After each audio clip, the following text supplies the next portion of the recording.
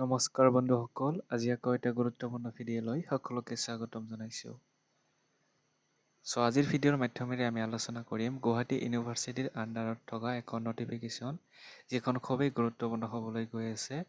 ভিডিঅ'টো আপোনালোকে শেষলৈকে চাই যাব।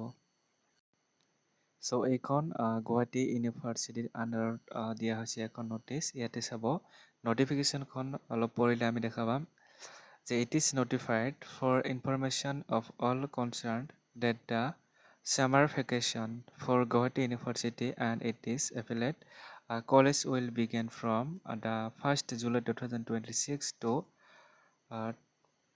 31 July 2026.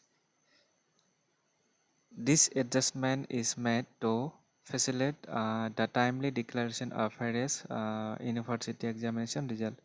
অৰ্থাৎ ইয়াতে কোৱা হৈছে আপোনালোকৰ যি গৰমৰ বন্ধ, এই গৰমৰ বন্ধ কেতিয়াৰ পৰা চলিব?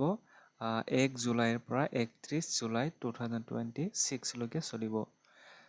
এইখিনি আছিলে গৰমৰ বন্ধৰ জাননী। তাৰপিছতে চাব, যিটো ইয়াতে ৰিজাল্টৰ কথা কোৱা হৈছে যে এক্সামিনেশ্যন ৰিজাল্ট, প্ৰথমতে গৰমৰ বন্ধৰ কথা কওঁ যে গুৱাহাটী ইউনিভাৰ্চিটিৰ লগতে গুৱাহাটী ইউনিভাৰ্চিটিৰ আণ্ডাৰত যিবিলাক মহাবিদ্যালয় আছে, সেই মহাবিদ্যালয়সমূহৰ গৰমৰ বন্ধ 1 জুলাইৰ পৰা 31 জুলাইলৈ থাকিব। তাৰপিছতে আৰু কোৱা হৈছে ইয়াতে যে ৰিজাল্টসমূহক কেতিয়া দিয়া হ'ব।